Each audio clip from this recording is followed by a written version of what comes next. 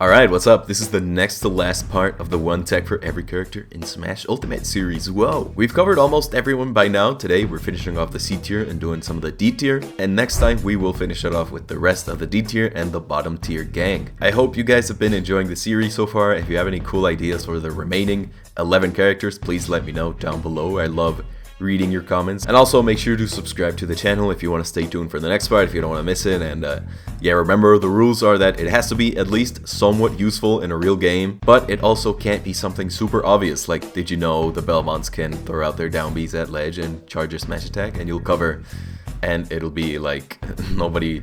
I hate you so much. Alright, Marth's deck is something I've covered in my channel before because I'm a Lucina main. It's pretty fun. I like to call it up B away. I didn't come up with it, but I've seen players like Mr. E and Leon do it in matches before with Lucina, and I learned it, and it's fun. So Marth's up B is scary to challenge off stage. It's difficult to react to if you're getting stage spiked, not easily countered. It has invincibility frames. It's great. This deck involves using this move more aggressively as an edge guard, but without killing yourself. Your brain might have gone to when you see this move be used as a really cool combo finisher that kills you in the process, but this isn't that. Instead, try spacing your up B to end up facing away from the stage, but still close enough to snap to the ledge and survive. This is great not only because you live, but you'll end up snapping to ledge, setting you up for a backer if they manage to get close again, but other times the up B alone will be enough to end the stock, even without the sweet spot if you took their double jump. Just be ready to back here if necessary anyway. I've pretty much only seen this be done against Captain Falcon and Roy, but after labbing this out, I think this is great against other predictable-ish recoveries without intimidating hitboxes. You know, anytime you feel like mixing up your timing and doing something other than the classic Marth and Lucina forwarder at ledge. This, of course, is something Lucina can also do, the same way Lucina's tech from part 2 is something Marth can do too, so go check that one out if you're curious. But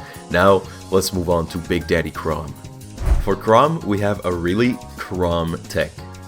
It's a combo. I've actually very rarely covered combos in the series because I always feel like it can kind of be like a too easy answer, like a cop-out, but this combo is insanely cool, and I'm going to use this video as an excuse to learn it because it's so cool. Alright, this is the Rivers combo, named after Rivers, the Chrom player, who is always insanely fun to watch, even if he does play more Diddy Kong now. He's great, and it's a combo that does like 70%, but it only works at super low percents, and if you want consistent results, you gotta do it from ledge. The combo goes like this: you jump from ledge and do a forward air, land with an up air, wait out the 8 frames of landing lag, turn around and full hop back air, up air again, and then do a finisher of your choice. Up B here is great because it does a million damage and can frame trap neutral air dodges, but you can also try to forward air to set up for an edge guard, a ledge trap, or get sexy and try to read an air dodge with a smash attack or something. Platforms end up being a huge help for the combo. It makes your up air less tight and it can open up a bunch of extensions, so go check out this great video by Sword with a cool chibi Chrom profile picture where I learned this entire thing. In this video, you will also find more variants like the stuff I mentioned about platforms, but also a really cool reverse variant for it when people start to mix up their DI. This combo is awesome. I love Chrom. Alright, Pichu's tech is kind of difficult, I'm not gonna lie. The input itself can be simple, but this is an edge guarding tech, so the stakes are higher because it involves you purposely getting hit and teching a stage spike, so you better know how to tech. I suck at this game, so I'm gonna be testing this out with Fox, who has an easy to tech up B. But here's a cool graphic that Esam made in this video that will show you who this works on, and yeah, here's how it works. So this tech is kind of a continuation to Pikachu's tech from part 3 of the series. You might remember how Thunder can act as a combo breaker sometimes. Well, now you can use it as some sort of makeshift counter if you're willing to take some damage and you're certain you're gonna tech your opponent's up B, because then you just die, right? But if you know that you're gonna tech, then you can go for this. Alright, basically Pichu's down B comes out on frame 2. Even if you get hit, if 2 frames have passed since the down B animation has started, Thunder is coming out. This makes for some cool combo breaking potential. You can press down B to get the strong hit, or press nothing to get the weak hit and get some cool combo potential. But here's the new info, here's the new tech. So yeah, let's use Fox in this example. The technique is you drop down from ledge and press down B, get hit with Fox's up B, tech the wall and press down B again. And now you just took a bunch of damage probably, and you risked missing the tech, but you took an insanely early stock. Cool. This tech works with both rats, but Pichu's Thunder is a bunch stronger and also sends you at the direction Pichu is facing, so it's more consistent. But yeah, it works with both. Thanks to Esam for making this great video explaining it all, and for crediting Sumgai and AZ, the 2 Pichu players who labbed this whole thing out. This tech is great, except, you know, high risk, high reward. If you're not the best at teching up Bs, you know, become the best at taking up Bs and then do it. Make sure you have a good idea on the path your opponent wants to take before you do it. At least you won't SD if you miss it, because Thunder will hit you and, you know, you can just make it back, right? It's pretty cool. So for Incin, the big cat Incineroar, we have one that is kind of simple, but trust me, I wrote out the script for the Ice Climbers tech before this one, and my fingers hurt. Please let me have this. So if you remember Falco's Stall Spike from part 5 of the series, this is basically that, but because cats eat birds, this one is way more rewarding than some soy boy spike. But yeah, it's the same idea. Run off, side B, hold down so you don't snap the ledge, and you'll be able to catch recoveries that are on their way to snap the ledge. It's super fun, but also remember Incineroar can also just 2-frame recoveries with down tilt and combo it into a back air. But if you ever want an outrageously early kill because you're an Incineroar main and you get off to sub 40% kills, you now have another way to do it with stack. It's great. Just make sure you keep your double jump, because if this goes wrong, the position you'll be in, I mean, it can be really hard to make it back without it, right? But if this goes well, if all goes right, you get some insanely early kills. I love watching this, but also, yeah, people aren't gonna like you, but you know, it's gonna be cool.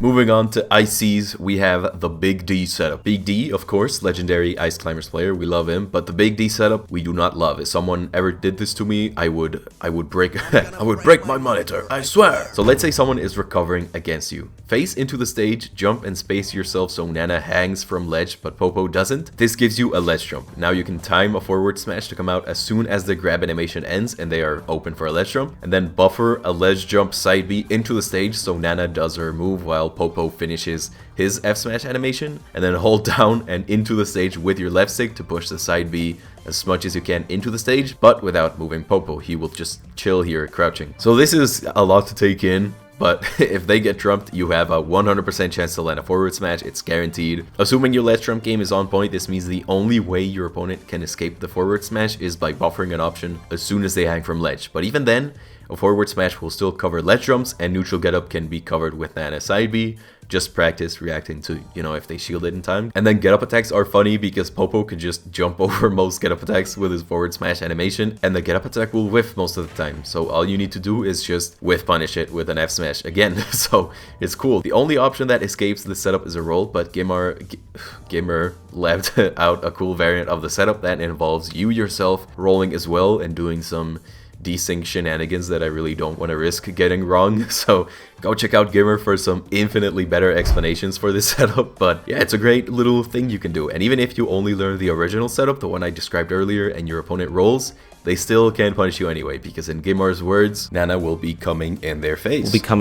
Alright, for the Doctor, I wanted to learn about the side B ledge trump, because this character is super fun to me and I want to know how to do it. So here's how you do it. It's pretty simple. Just space yourself and bring out the cape. The knockback is fixed and the hitbox is pretty lenient, which is great. You can do this with Mario too, but the setup is just way better with Doc because his cape hits lower and because his up B is an insane kill move and it hits lower than Mario's, so cool. I saw this video by Larry Learn that was a great quick explanation for the setup, and it was great. He mentioned that some characters are pretty much immune to this though because the cape doesn't hit them high enough for a punish, and that's true. Ganon, for example, has an amazing ledge hang and doesn't get sent high enough to get up B'd, but one thing I'd like to add is that sometimes you can go for a down tilt and it will help you get your up B more consistently on characters that normally wouldn't get caught for it after the cape alone. Doc's down tilt is amazing for combos. You can go for a back air or an up air too, so that's pretty cool. And down tilt also helps for, you know, minimizing the risk here. You could just go for a down tilt instead of an up B and maybe go for a back air or something without the risk of missing the up B, because if you miss this up B, you might be in trouble, but if you miss the down tilt,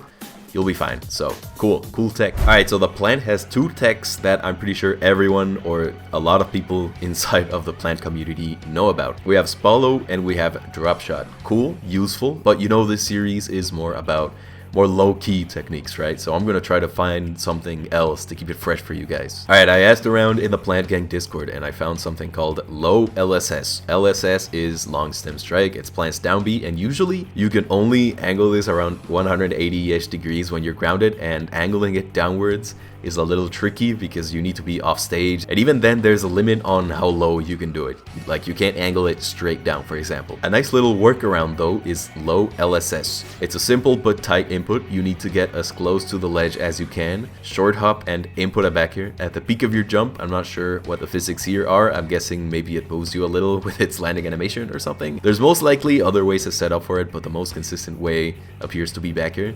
But then after the back air, do LSS once you land, and you'll be able to get some crazy super low angles with it, and also without leaving the stage, which is pretty cool. Just make sure you practice this. Plenty of people in the Discord were like, yeah, it's super fun and it invalidates a ton of recoveries, but landing it in a real game is gonna be really hard because it's really difficult to execute. But I mean, hey, maybe you can go practice it. Go do it. Do it immediately. Mii Swordfighter is a little difficult because I love this character. Oh my god, 75%. But the Mii Swordie I run is suboptimal, and I know that most Swordies don't use Blurring Blade, Stone, Scabbard, Airborne, Assault, and Counter like I do. And for good reason. Chrom is amazing and Blurring Blade sucks, but I like him, he's fun. And also outside of this cheese tech with Scabbard / dash that can get you some really early kills, Mii Swordfighter is sadly one of the least documented characters on YouTube, so I'm gonna fill you guys in on a little thing that I like to do that I couldn't find any video on. Alright, so like I said earlier, I use this up B. Stone Scabbard, it's the Ike it's the Ike lookalike because I love edgeguarding and I love to be able to go super low, and this goes super high. So Stone Scabbard is a little different from other up and down up Bs like Kirby's or Pyrus or Chroms or something, because this one can snap to ledge even when rising and even when you're facing away. And also the spacing is like super lenient. You can be pretty far off and facing away and snap to ledge, which paired with this decently sized vertical disjoint makes for a fun 2-frame option. And alright, let's get into my setup. Alright, this is inspired by the Climb Hazard ledge jump setup back from where we covered Cloud back in part 3, but not this part. This part. You can get something similar with this up B. So the spike from this up B isn't very strong. You'll need to most likely be quick and follow this up with a down air or any other move you want to try, and because this up B is insanely vertical, you can make it back most of the time. This is great for catching people skipping ledge on you. You can just run off, quickly do an up B and get a spike on someone recovering high and snap to ledge. Cool. The fun part about this is that you can face any direction you like and still snap to ledge. So you don't have to worry about anything precise like be reversing the up B or spacing yourself away enough or close enough to the ledge like you would with Cloud.